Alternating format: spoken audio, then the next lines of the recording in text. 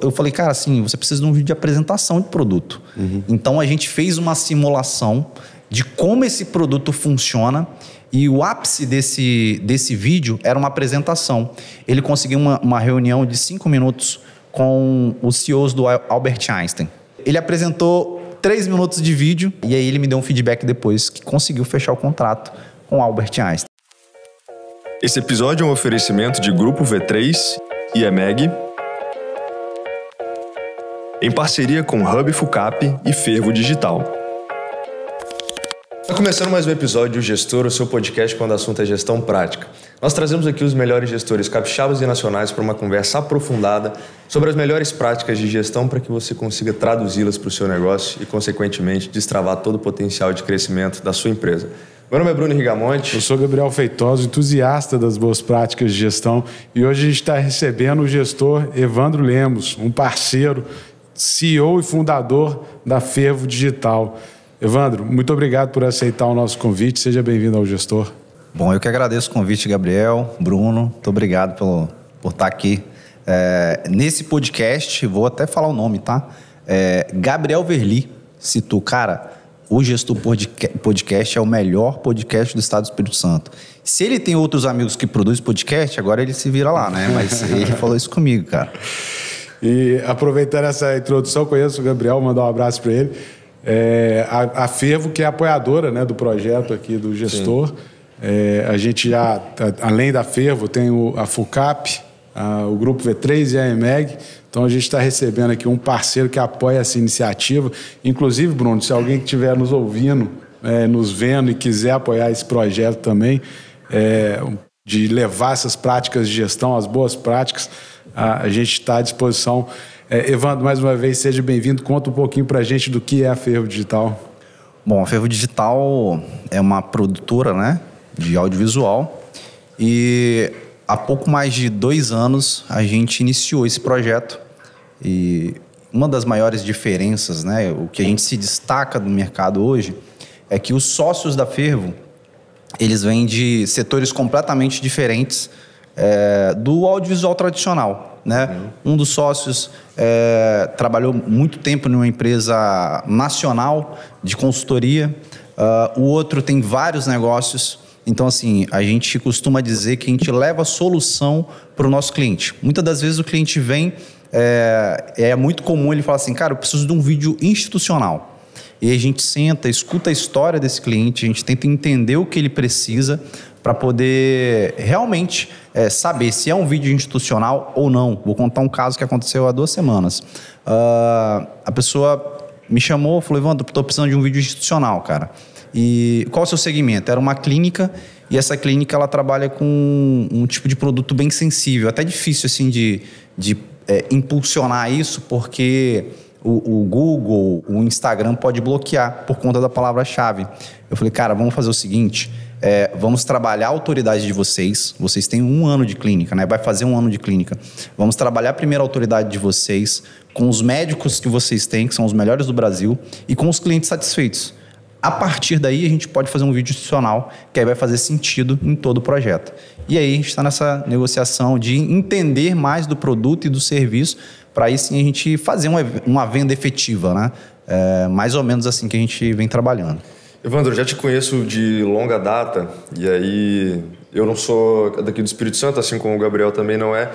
E logo no 2º ano que eu já estava morando em Vitória, comecei a fazer parte de um grupo de empreendedores que se reuniam toda semana para discutir cases de sucesso de empreendedores. Eu me lembro que em um desses eventos que teve ali uma cobertura, né, de audiovisual para gravação do conteúdo, para registro de fotos, eu me lembro que você já estava ali registrando tudo isso, né?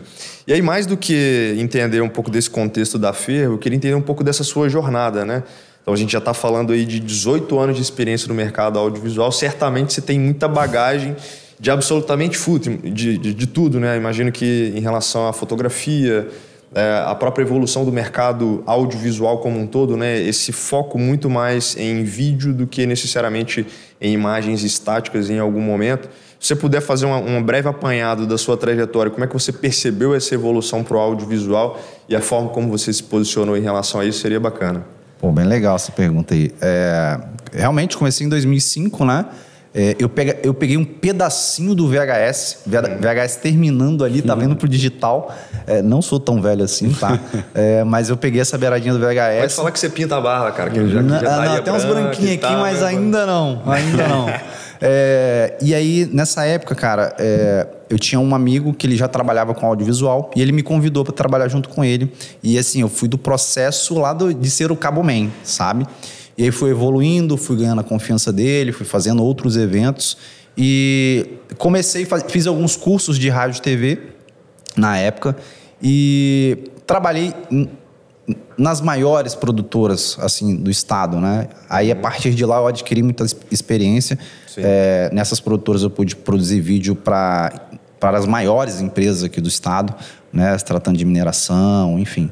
Então a gente veio. Algumas delas que já fizeram parte aqui de episódios do Gestor, certamente na primeira temporada. Com certeza, com certeza. E aí tive esse estalo, né? Trabalhei numa TV pequena também há um tempo atrás, fiquei quase 4 anos lá. Então, assim, entendo da produção audiovisual tradicional, entendo do jornalismo. Então, assim, eu consigo passar tanto por um vídeo institucional quanto um documentário. Já participei de gravação de um curta. Então, tem bastante... Falando de bagagem, tem bastante coisa mesmo. E aí, no decorrer dos anos, né, eu fui percebendo que o vídeo institucional cada vez ficava chato, né? Esses dias eu fui num cliente que ele tinha um vídeo institucional de 15 minutos. Ele falou assim, cara... Ninguém escolhe, ninguém para. Ninguém vê isso mais, né? Não, é um manifesto, mas... as pessoas já não estavam nem querendo fazer parte dele, né? Exato. E aí ele falou, cara, eu fiz esse vídeo, sei lá, 10, 12 anos atrás e o principal motivo, né, era porque o vídeo estava muito velho, a empresa já cresceu muito também e porque estava muito grande. Sim. Então, nesse grupo que você falou aí, que a gente participava junto, cara, isso foi, se eu não me engano, 2018? 2017, 2018. Exato, 17, 18. Eu lembro que um dos meus pitches de venda era o seguinte, até em 2020, 98% da internet será preenchido por vídeos. Então, se o seu site tem vídeo, se você apresenta um vídeo quando o cliente te aborda, automaticamente ele já entende qual é o seu produto e você você economiza um passo a passo ali para explicar isso tudo para o cliente. E a gente já está em 2023, né?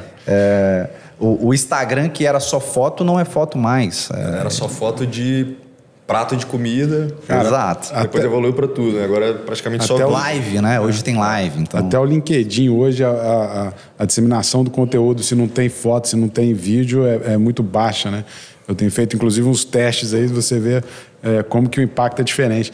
Evandro, nessa linha que você falou algumas vezes aí de vídeo institucional, cara, muitas vezes eu imagino que a demanda do seu cliente, muitas vezes ela chega, às vezes, até um pouco torta, assim, o cara chega para você, eu quero um vídeo institucional, como você colocou, e na verdade, às vezes nem é isso, né? Ele quer, sei lá, um vídeo, um endomarketing, alguma coisa, um vídeo para dentro, ou quer trabalhar alguma coisa específica e tal. Como que você trabalha essa identificação do que o cliente quer para você oferecer um produto específico e que atenda ele no exato ponto ali da necessidade dele? Como que vocês trabalham internamente para, vamos dizer, traduzir, né, o requisito do cliente, o que ele quer e como que você pode gerar valor nos seus diferentes produtos e serviços? Assim, Feitosa, o primeiro passo é escutar muito o cliente, cara. Eu preciso escutar muito porque, na maioria das vezes, eu não conheço o serviço ou o produto. Às vezes já produzi algo parecido, mas esse cliente sempre tem algo melhor para apresentar do que o outro, né? Aquela questão da concorrência do dia a dia. Então, assim, o produto do fulano tem Y, o meu tem X, e eu quero mostrar isso. Então, assim, eu escuto bastante o cliente, depois eu faço algumas perguntas para ele, para eu conseguir identificar o que realmente ele precisa. Um dos casos foi uma empresa que ela fazia uma leitura automatizada de todos os equipamentos que um cirurgião usava ali no dia a dia na cirurgia, para não acontecer os casos de esquecer uma tesoura dentro do paciente.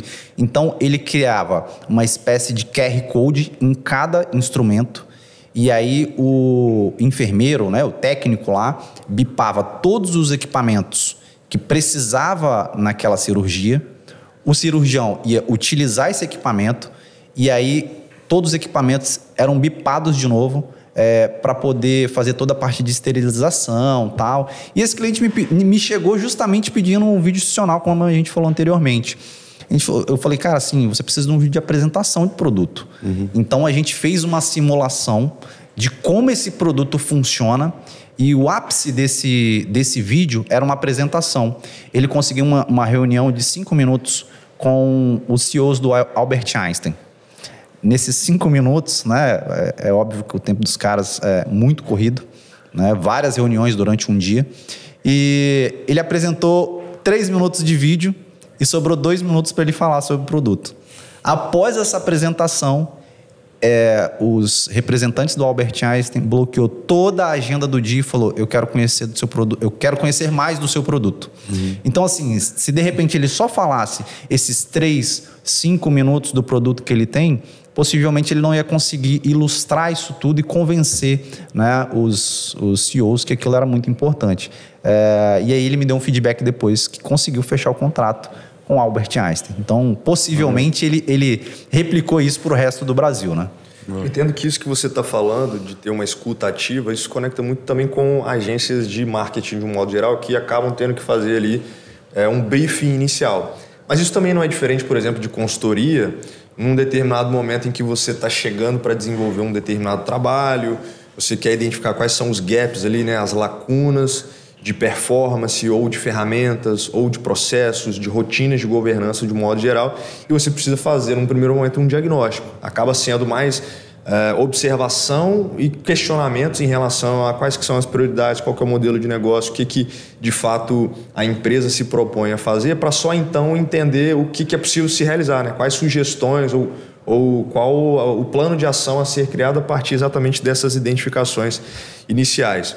E uma coisa que eu queria entender é exatamente esse segundo passo. Se num primeiro momento eu tenho uma escuta ativa, consigo desenvolver ali um diagnóstico ou um briefing inicial, eu imagino que a gente passa por um processo criativo, eu imagino que vocês passam por um processo criativo para adequar exatamente esse diagnóstico à demanda ou aquilo que vai satisfazer exatamente as necessidades do cliente, ou até mesmo surpreendê-lo com algum tipo de produto ou serviço que ele não estava pensando inicialmente, mas exatamente por escutar e identificar você conseguiu adequar melhor em relação ao que aquele cara estava precisando.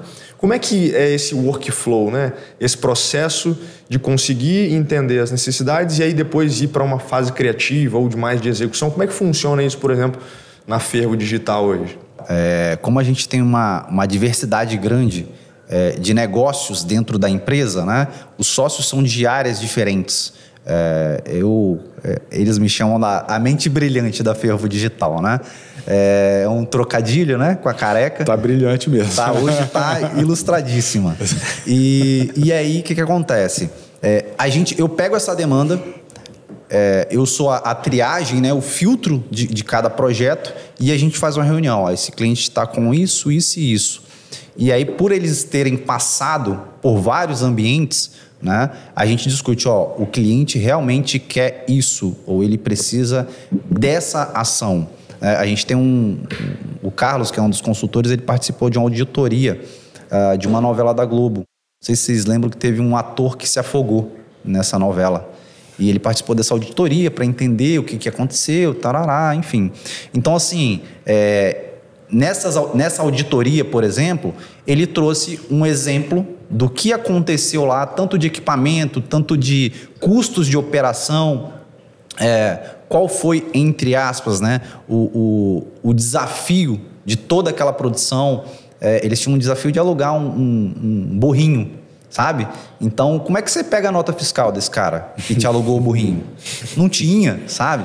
Então, a gente, com essa diversidade dos sócios, a gente consegue entregar, é o que eu sempre estou falando, né? A Fervo Digital é mais do que uma produtora. Ela é uma inteligência para o seu negócio. Tem um caso bem legal, a gente, há um tempo atrás, prestava serviço para uma academia aqui do estado. E aí eu comecei a malhar na academia. Falei, cara, eu vou começar a malhar aqui, vou entender como é que funciona. E aí a academia tem uma parte que tem uma piscina, né? E aí eu cheguei para um dos sócios e falei assim, cara, por que você não bota um vidro aqui na frente ao invés desse muro? Esse muro impede das mães ver as crianças, né? Aí ele falou assim, caraca, eu reformei isso aí tem 3 meses. Por que você não me falou isso antes? Eu falei, porque tem 1 mês só que eu presto serviço para você, né? E aí é isso, sabe, Bruno? A gente entrar no negócio do cliente e agir como se o negócio fosse nosso. Sim. Não, eu preciso disso aqui. Olha que muitas das vezes quando você está dentro do negócio, você não consegue enxergar algumas melhorias que pode ser feito. Assim como dentro da nossa produtora. Tem melhorias lá que possivelmente quem está de fora olhou, e se você fizesse assim, e se colocasse isso, sabe? Será que se tivesse um profissional nesse caminho aqui, não ia agilizar mais esse processo? Então, é fazer o papel de se colocar no lugar do dono do negócio. Muito legal isso que aconteceu essa semana. Um dos nossos clientes me ligou e falou bem assim, Evandro, eu tô te mandando a nossa planta da Mac Show, a gente vai ficar em tal ponto e, pô, me dá a sua opinião, o que você achou da planta? Ela me mandou a planta, eu olhei, falei, cara, se tivesse um sofazinho aqui, eu acho que o público de vocês, tal, o cara que vai comprar a máquina, acho que ele gostaria de sentar nesse cantinho aqui para poder bater esse papo um pouco mais reservado. Então, assim, é realmente se colocar no lugar do cliente e entender qual o resultado que ele quer para, com o vídeo, com o audiovisual, a gente proporcionar isso a ele. E mais que isso, cara, às vezes nem...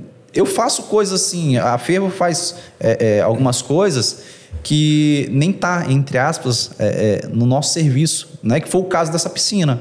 E aí, quando o nosso cliente colocou esse vidro, ele falou, cara, ficou sensacional. As mães, os avós, né, que levam as crianças para utilizar ali a piscina da academia, achou bacana, porque eles podem ficar em pé olhando as crianças fazendo a aula. Uhum. Então, sabe, a partir daí, a gente fez um vídeo para mostrar essa piscina nova.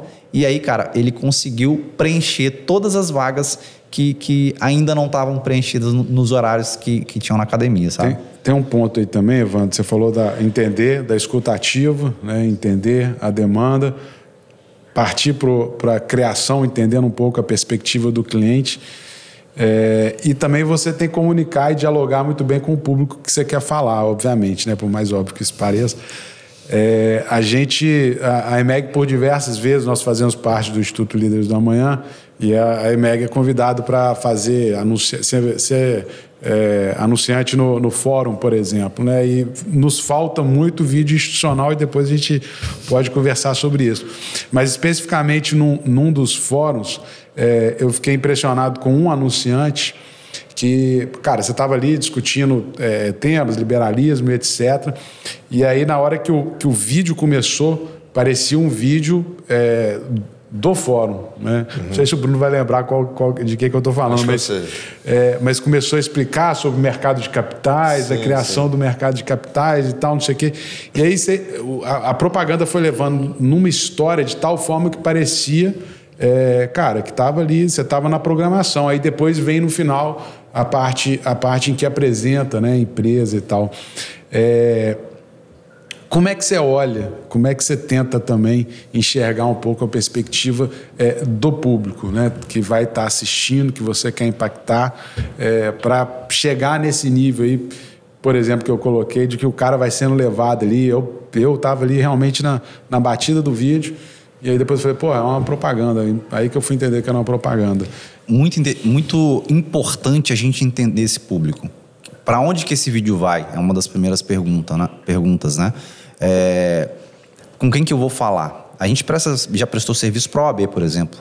Então, quando a gente está dentro da OAB, a gente usa o mesmo vocabulário que os advogados usam no dia a dia.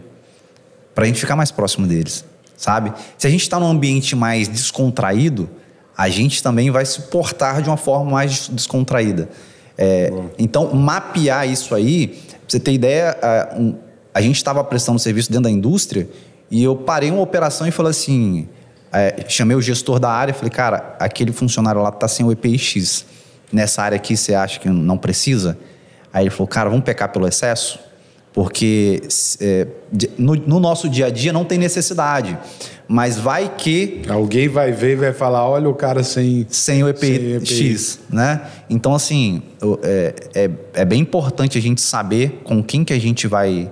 Para onde vai ser, né? A gente vai exibir esse vídeo, esse material final, para a gente afinar a linguagem ali no dia a dia. Até os nossos colaboradores, né? A gente tem esse cuidado. Esse episódio vai ao ar após o ESX já ter acontecido, né? Uhum. Mas ontem a gente teve uma reunião e falou exatamente como vai ser a feira. A gente vai estar lá na feira. Uhum. Então, assim, a gente vai se portar dessa forma, o público lá é voltado para a tecnologia, e a gente vai lá para fazer uma ação de marketing, né? Então, a gente tem que mostrar para esse público que a gente entende do assunto deles também. Nesse processo de traduzir uma comunicação que o seu cliente quer se posicionar, eu entendo que tem 2 desafios aí, né? O primeiro que no cliente você precisa ter alguém para fazer exatamente essa interface, ou o ponto focal, né? Ou alguém que ali, se for principalmente no modelo de recorrência, de comunicação ou de produção de conteúdo audiovisual, você precisa ter essa interface de contrapartida do cliente. E do seu lado, imagino que você tenha também uma equipe que você já citou, que é uma equipe multidisciplinar, que tem visão sobre negócio, tem visão sobre enquadramento, a parte mais técnica também de edição, e tem essa percepção também de montagem de cenários, né? De entender, por exemplo, se você vai gravar numa indústria que você precisa identificar como que isso vai ser visto posteriormente, né? E uma das coisas que eu sempre tive um desafio muito grande em clientes, por exemplo, do Grupo V3, é a capacidade de ter uma pessoa, um ponto focal no cliente que vai conseguir traduzir e vai conseguir ter agenda também, né? Alocar esse tempo para fazer esse trabalho acontecer de uma forma satisfatória ou que seja um trabalho excelente. Como que você ultrapassa essa barreira de ter alguém ali que vai apoiar o trabalho de vocês, né? E vai garantir que a execução seja feita de forma adequada, mas que também, vocês consigam desenvolver essa pessoa para que ela esteja aberta às ideias de vocês, ou até mesmo que consiga entender todo o processo criativo a partir dessa identificação inicial do que a empresa pelo menos passou o que queria fazer, mas vocês às vezes digerem aquilo e falam assim, não, cara, você está querendo fazer isso, mas eu sugiro você ir para esse outro caminho. Como é que é essa interface com a empresa que é o cliente de vocês e como que vocês trabalham a evolução dessa pessoa para que ela esteja ali cada vez mais engajada para desenvolver o trabalho em conjunto com vocês também? Bom, Bruno, é bom saber que esse desafio não é só meu, né? Esse é um dos nossos maiores desafios, caras, no dia a dia. Principalmente em empresas maiores, né? Muitas das vezes o gerente daquela operação é meio que dono daquele projeto. Então ele idealizou, ele falou, preciso disso, ele entende que ele precisa disso, mas o dia a dia desse gestor é desafiador como o nosso. Então, conseguir esse planejamento é bem desafiador, mas a gente tem alguns clientes que a gente chama de clientes de assinatura, né? Uhum. Esses clientes, eles têm números ilimitados de produção audiovisual mensal e pagam um valor X, um valor fixo todos os meses. Então, a gente tem uma reunião mensal de briefing para agendar todas essas gravações e, a partir daí, a gente começa a desenvolver. E aí, esse é o desafio. A gente entende, você vai conseguir tocar o projeto junto com a gente? Não, eu não consigo porque minha agenda é muito corrida. Quem que eu posso procurar na sua falta? Então, a gente tenta fazer essa flexibilização, sabe? E o que a gente faz, cara, é sempre contactar o cliente antes dele procurar a gente. Então, assim, por exemplo, a gente tem um dos nossos clientes, fizemos todas as entregas. Quando o cliente ia responder a aprovação ou não, eu falei, olha só, a gente tem um projeto X, o que você acha?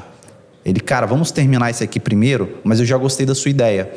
Quando a gente terminar toda essa parte de captação e de edição, a gente já parte para o próximo.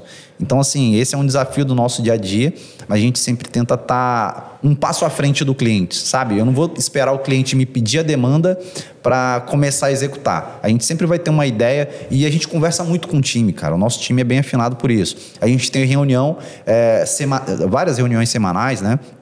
E aí, cada um dá a sua ideia. O que você acha disso? Vamos para esse ponto? E aí é o que eu falo com eles, né? Assim, eu trabalho diretamente com o cliente, então eu falo, ó, o cliente não quer mostrar isso, ou isso é importante. E aí o time acaba dando muita ideia, a gente dá muita liberdade para eles criarem também. Falando sobre o aspecto de criatividade, Evandro, quando você olha para o processo criativo, eu acho que dentro até de produtos, né, de como que a gente passa muitas vezes na EMEC pelo processo, cara, como que eu vou empacotar isso como um produto XPTO, enfim, a gente tem alguns produtos que a gente chama de inteligência comercial, aí você vai olhar, cara, quem que vende inteligência comercial, o que é inteligência comercial e tal. Mas a minha pergunta nesse processo de criação para você é o seguinte: de onde saiu o nome Fervo Digital? Fervo Digital, boa, Feitosa. Bom, essa pergunta aí, cara, eu queria que o meu sócio Jairo e o meu sócio Carlos estivessem aqui para responder, porque quando a gente decidiu criar a empresa, esse é um dos desafios, né? Qual nome? Qual nome? E aí a gente começou exatamente assim, num fervo, né? Nessa explosão de ideias e de problemas para resolver. E aí, o que a gente vai ser? A gente vai ser uma agência? Não vamos ser uma agência. Cara, mas a gente vai ser uma produtora, que é o que a gente vai... que é a base da empresa, mas o digital vem de toda essa parte de tecnologia e entrega, né? Então, assim, tem uma outra parte do nome, né, que eu não posso falar aqui, aí vocês perguntem a eles quando tiver no dia a dia, ou pergunte aqui embaixo na descrição do vídeo, mas a ideia é resolver todo esse fervo de comunicação que existe. A gente trabalha com 3 linhas, né, que é a produção audiovisual, a outra linha são os formatos, que no caso é o podcast, e a gente tem algumas outras linhas de produto também. E a terceira é uma que a gente está começando a desenvolver, que é o influenciador digital. Hoje tem muito influenciador digital e que não é um negócio. Não é um negócio. A gente entende que não é um negócio. Muitas das vezes o cara troca uma publi por uma roupa, sabe? Não entra dinheiro. Então, a ideia com essa terceira... ação da Fervo, essa terceira perna, né, entre aspas, é viabilizar e tornar isso um negócio. A gente está trabalhando esse ano justamente para conseguir implantar e rodar isso na empresa. A gente já fez alguns testes e viu que realmente é possível. Então, a gente, a partir do segundo semestre desse ano, a gente vai começar a rodar alguns influenciadores para tornar a Fervo Digital completa assim como ela foi concebida, né? Queria entrar exatamente nesse ponto que você está comentando sobre influência, né? E a influência hoje em dia está muito ligada à autenticidade que um determinado influenciador tem em relação ao seu estilo de vida, ou aos produtos que ele consome, aos locais que ele frequenta. E isso acaba se traduzindo em algumas coisas pontuais, né? Que é o que você comentou, um alimento que o cara come, uma caneca com a logo de alguma empresa, enfim, um carro que eventualmente ele faz uma permuta. Só que a comunicação hoje ela tem ido por 2 caminhos. Um caminho que você acaba vendendo sonho e às vezes o cara não vai por esse caminho de autenticidade porque ele está querendo ser um personagem. E num outro que você trabalha muito essa autenticidade, essa questão de unicidade, né, de uma pessoa ser tão única ao ponto dela ser muito autêntica e conseguir traduzir isso na comunicação. Como que você trabalha, por exemplo, se um determinado influenciador quer ir para uma linha mais de vender aquilo que ele não tem ou não é, ou aquilo que ele não faz, mas ele quer transparecer uma determinada ideia, em contraponto com talvez um influenciador que é mais autêntico, e se você tem alguma objeção em relação a trabalhar com algum desses pontos? Vamos lá. Ninguém abre um CNPJ para fazer filantropia, né? Primeiro ponto. E a gente já passou inclusive por um momento assim, tá? A gente teve com um influenciador que era você ter ideia, ele tinha 670 mil inscritos no YouTube. E um dos desafios era mudar o nome do canal dele. Ele tinha um apego sentimental pelo canal e a gente precisava mudar o nome porque nesse nome do canal dele tinha uma marca, cara. E essa marca impedia da gente conseguir patrocinadores para o canal dele. Então, assim, vou citar um exemplo bem... né? Aleatório, né? O cara tinha o nome do canal de BMW, mas a moto que ele possuía era uma Mercedes, né? Não tem moto da Mercedes, mas vamos colocar assim. Então, assim, a gente sugeriu botar o nome do canal um pouco mais genérico para a gente conseguir patrocínio dessas marcas. Inclusive, a gente conseguiu conversar com essas marcas. As marcas falou, uma das marcas, né, que era o veículo que ele tinha no momento, falou, cara, para mim faz muito sentido. Inclusive, ele já indicou 3 pessoas, já compraram aqui com a gente, mas, cara, com o nome do canal dele não dá para investir. Então, assim, não dá para você viver, né, num conto de fadas, achar que o mundo dos negócios uma hora não vai te cobrar isso. Então, a gente tem que fazer essa equação. Cara, se você comunica X, a gente vai trabalhar em cima de X. Nesse formato do influenciador, a gente faz um briefing gigantesco para entender justamente o que esse influenciador comunica, para a partir daí a gente começar a entender quais são os canais que a gente consegue viabilizar recurso a partir daí. A gente tem, em média, 3 ou 4 canais que são mais fáceis, né, entre aspas, e a partir daí, cara, a gente roda 12 meses com esse influenciador para a gente entender se faz sentido, para a gente entender se dá para capitalizar junto com ele, junto com o que ele se propõe fazer, para realmente ele virar um produto fervo digital a partir daí. Mano, nessa linha, a gente agora está falando de influenciador digital. Você começou lá pelo VHS que você estava falando. E, cara, tanto a tendência de comunicação, ela mudou muito, né, nos últimos anos.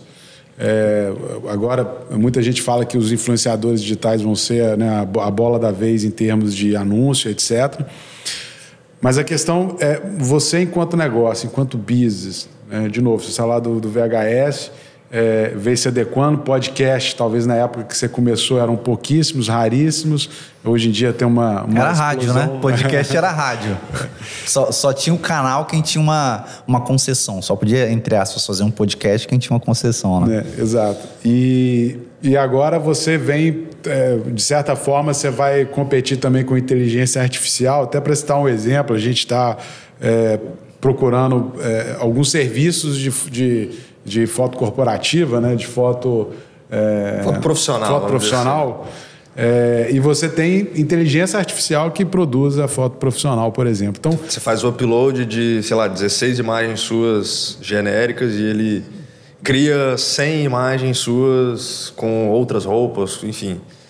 E aí no modelo mais LinkedIn, vamos dizer assim, né? Então, de certa forma, o fotógrafo está competindo. É claro que a qualidade é completamente diferente, né? Pelo menos eu entendo que sim, por enquanto. Mas isso tende a competir, de certa forma, com você. Mas também pode ser um aliado no desenvolvimento de novos produtos, de novas tendências ou de aperfeiçoamento, né, dos próprios serviços que você presta. Então, assim, você já está atuando, né, no audiovisual, no podcast, influenciadores, mas como que você está olhando toda para a questão de inteligência artificial para o audiovisual e para as novas tendências que você entende que vão vir por aí? Bom, a inteligência artificial para a gente é uma aliada, sem sombra de dúvidas, porque a gente consegue dar ainda mais escalabilidade no nosso negócio e reduzir o tempo. Então, assim, vou citar um dado aqui. O roteiro, que é um dos nossos calcanhares de Aquiles aqui, você achar um roteirista com uma sensibilidade é desafiador. Uhum. E aí, com a inteligência artificial, ela me dá uma base ali do roteiro, do que eu preciso. A partir daí, eu boto a minha sensibilidade de humano e consigo entregar um material incrível para o cliente. Então, hoje, desde da parte de roteirização até na edição, o que a gente pode, a gente usa inteligência artificial. Vocês falaram da foto, mas o áudio é uma coisa assim absurda. Não está ainda perfeito, né? A gente precisa e tem sim que ter os microfones caros, equipamentos caros, mas a gente consegue melhorar isso com a inteligência artificial. A gente fez um teste esses dias e a gente pegou um áudio da câmera sem tratamento nenhum, jogamos lá para uma das inteligências artificiais que existe e, cara, o resultado foi incrível. Ele come algumas palavras ali do dia a dia, porque a base dele é em inglês ainda, mas ficou muito bom, muito bom. Então a gente acredita que a inteligência artificial é o nosso aliado no dia a dia, no audiovisual. A gente está nessa hype no ano de 2023 sobre inteligência artificial. Entendo que isso vai ser uma constante a partir de agora, principalmente porque foi para diversas vertentes aí. Mas uma coisa que eu entendo que acaba sendo ainda uma realidade, que eu entendo que isso vem desde sempre, é a necessidade do ser humano de se conectar com outro ser humano. E eu estou falando isso principalmente porque, às vezes, a gente tem um conteúdo que é muito amador, mas ele acaba viralizando, e a gente tem um conteúdo muito profissional com um investimento altíssimo em equipamentos, em edição, em locação de espaço, e aquele conteúdo flopa, né? Como que a gente identifica, e aí pensando muito do nosso público, quais são as necessidades reais do que é preciso investir, tanto em termos de equipamento, mas também de processo criativo, para que as empresas consigam traduzir a comunicação ou tenha ali, eventualmente, uma comunicação mais voltada para a venda que se conecte com a geração de potenciais leads se utilizando aí do conteúdo audiovisual? Ô Bruno, qualquer empresa é feita de pessoas, cara. Qualquer empresa pode ser a maior indústria mais automatizada que tem pessoas lá dentro trabalhando. A Coca-Cola é um grande exemplo disso. Ela não precisaria mais fazer nenhum tipo de propaganda, nenhum tipo de marketing. E todo final de ano ela investe muito em publicidade, mostrando pessoas, famílias felizes em momentos. Então, assim, acredito que esse material profissional tem que existir, porque a partir daí você vai se diferenciar. Se você tem um serviço, um produto de excelência, não faz sentido você pedir o cara do TI da sua empresa para gravar um vídeo institucional com iPhone 14. Alguma coisa não vai ficar boa. Ou seja, o roteiro, ou seja, as imagens, iluminação, algo não vai ficar perfeito ali. E dá para, assim, até quem não é profissional consegue entender. Então, existe esse momento de talvez você puxar o celular do bolso e fazer um stories e falar, cara, eu tô aqui no Gestor e tá sendo uma experiência incrível. Hoje chegou um produto novo, hoje eu estou atendendo tal cliente, mas é necessário se ter um material de qualidade para você mostrar para o público que a excelência do seu serviço não é só no que você faz, você se preocupa com todo dentro da sua indústria, da sua empresa, enfim. Eu lembro muito da tentativa, acho que eu já falei isso aqui, a gente tentou fazer um MVP na EMEG, ninguém entendia nada, absolutamente nada de gravação, etc. Aí compramos uma luminária, um papel manteiga para fazer a iluminação, cara, e aí no final o resultado ficou péssimo. Né? Assim, papel manteiga é sacanagem.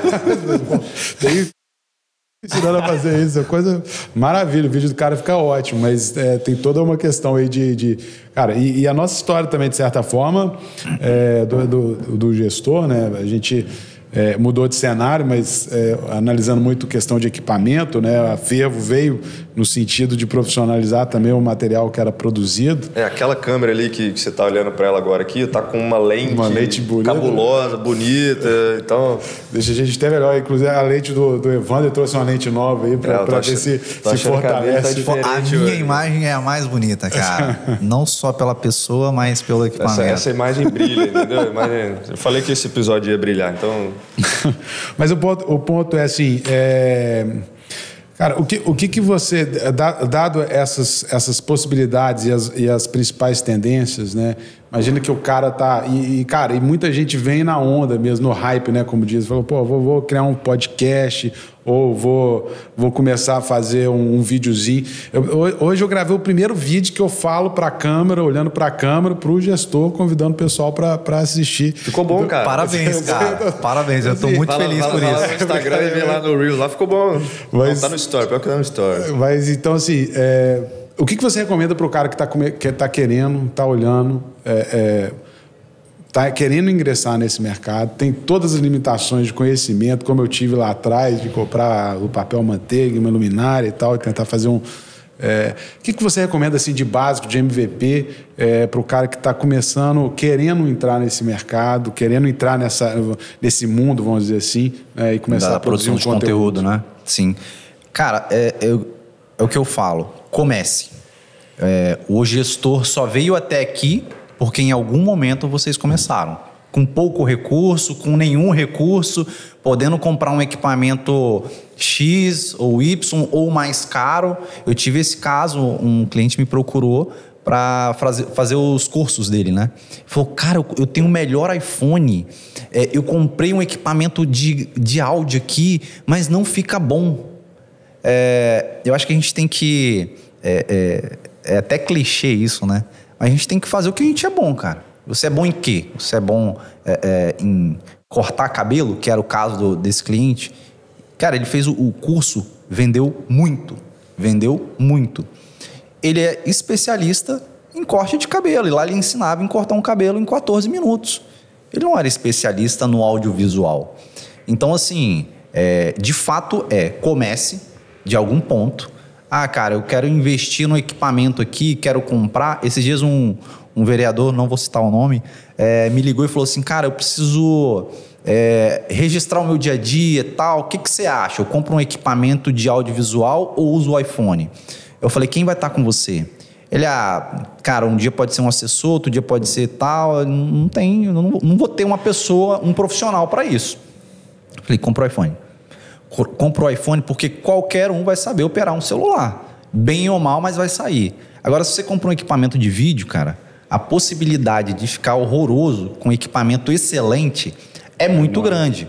Então, se eu pudesse dar uma dica, comece com pouco recurso, né? Não invista horrores, porque você pode investir, o equipamento vai ficar defasado, você não vai conseguir vender pelo preço que você comprou, e lá na frente você vai, caraca, investi errado, sabe? Então, assim, começa com um pouquinho. O celular que você tem, de repente, dá um upgradezinho nele, compra um microfone. Gente, o áudio é extremamente importante. É essencial, né? Imagine se a gente tivesse nesse podcast e esse áudio tivesse aqui, por exemplo.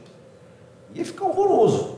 Mas o microfone, ele vem para poder dar mais qualidade em todo o processo, sabe? Então, assim, se preocupe com o áudio. Tem um amigo que ele é produtor sonoplasta de algumas bandas aqui no estado e já operou também para bandas nacionais.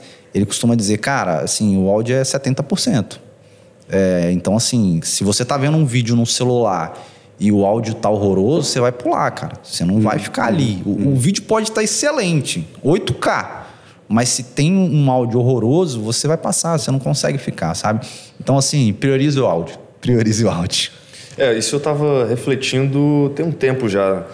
Que, por exemplo, um vídeo de YouTube, né? Que geralmente são vídeos maiores, né? Você tá ali, você fica no conteúdo e não necessariamente você tá lendo a legenda, né? A legenda acaba sendo para vídeos mais curtos. Às vezes você tá num local onde você não pode escutar o áudio ou não quer escutar, enfim, e acaba lendo ali com a legenda, mas num vídeo maior... O que prende e o que passa de fato a comunicação daquele conteúdo é o áudio, né? E aí eu me lembro nessa jornada que você está comentando, né? Quando a gente iniciou o nosso trabalho, o Gabriel pegou uma câmera pessoal que ele tinha, eu peguei uma outra câmera que a gente já tinha. Fizemos alguns testes, por exemplo, com GoPro, de fazer filmagens... Nos primeiros episódios tem alguns takes. Se procurar, tem alguns takes aleatórios aí Tivemos problema com cartão de memória, cartão encher do meio da gravação. Não seguimos o conselho de Evandro, né? Teve áudio captado por câmera e aí o áudio... Áudio captado por câmera acaba ficando robótico na edição depois, porque você tenta tirar o ruído e robotiza. Ele bota ali é literalmente um robô, né? Fica meio metalizado aquele áudio. Cara, mas uma coisa que eu vejo hoje em dia é exatamente um processo mais de ir para o que você tem na mão versus um investimento em equipamentos, né? Acaba ficando muito mais para equipes profissionais que trabalham com aquilo, né? Que monetizam esse conteúdo. E no próprio site próprio YouTube da Apple, ela divulga alguns curtas-metragem que são gravados com o próprio celular, né?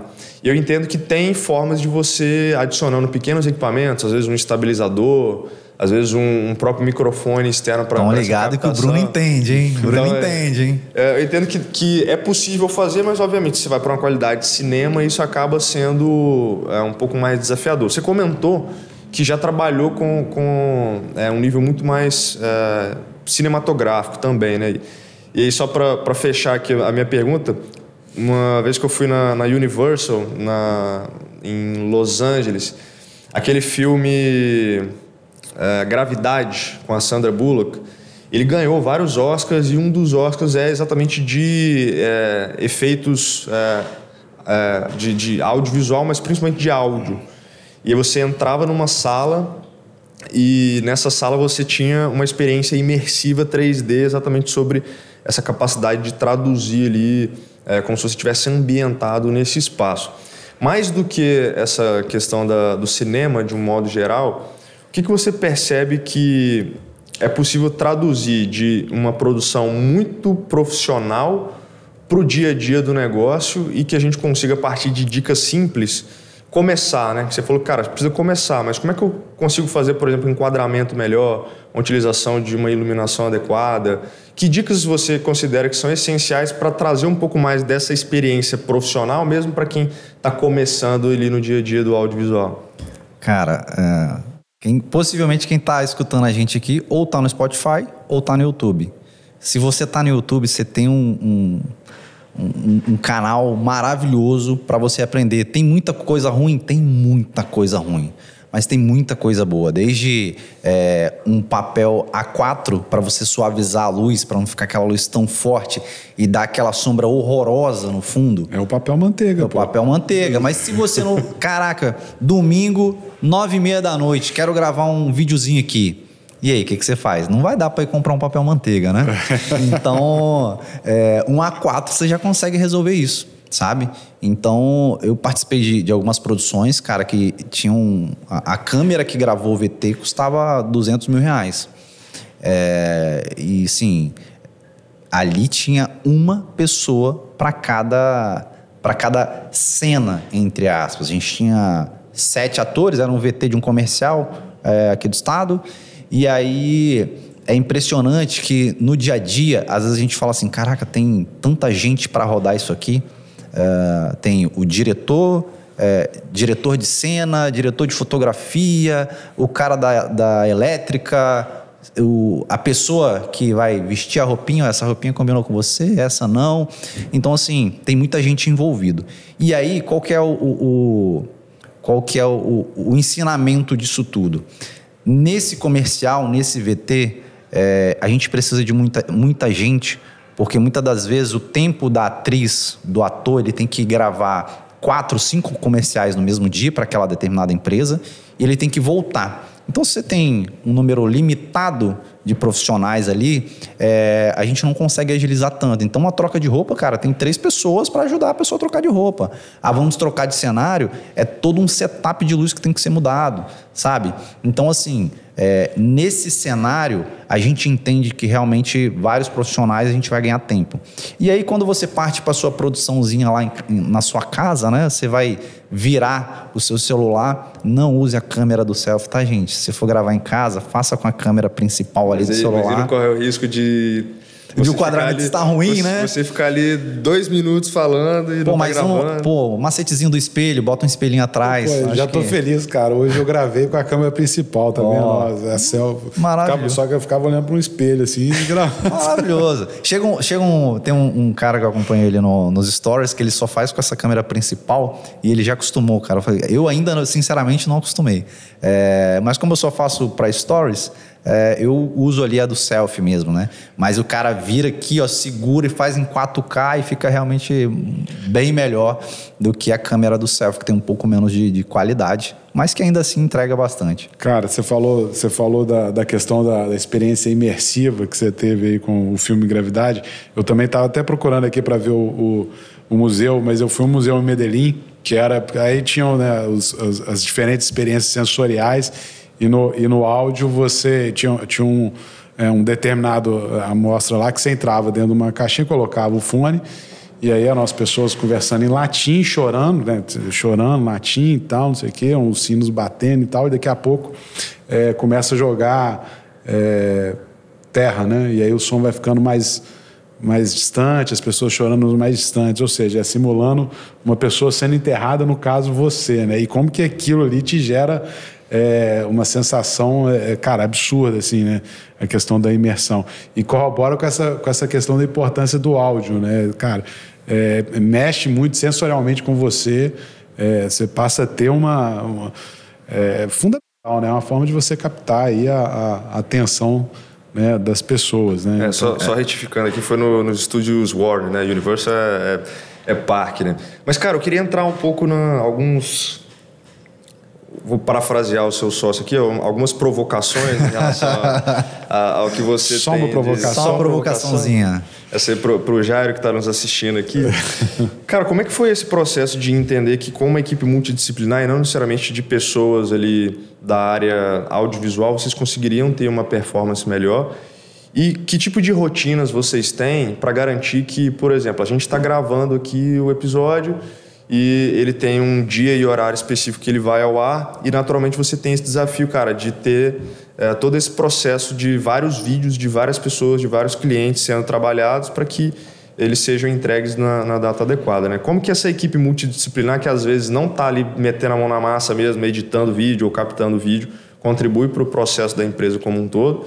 E como é que você garante que há uma execução adequada exatamente desses trabalhos para que você consiga cumprir esses prazos também de forma profissional? A gente está falando muito de forma amadora, dicas amadoras, mas, cara, vamos para um nível mais profissional. Como é que é isso dentro de uma empresa de audiovisual? Lá a gente tem basicamente uma rotina vamos dizer, de escritório, né? A gente segue fielmente o Trello ali, tudo que vai acontecer. Então, assim, se eu acessar de casa, eu sei qual o material que foi liberado. Se o Jairo, se o Carlos quiser saber como está andando o fluxo da produção, a gente tem esse acesso remoto. Então, por isso a gente consegue estar tão próximo da equipe. Tendo uma equipe que não necessariamente está ali colocando a mão na massa para entregar o conteúdo em si, consegue contribuir para esse processo girar melhor também. Ah, cara, isso é reunião. Reunião. A gente... Cada projeto que chega na Firvo, a gente se reúne com um time, com a equipe que vai executar aquele trabalho e a gente passa todos os pontos que o cliente acha importante dentro daquele briefing.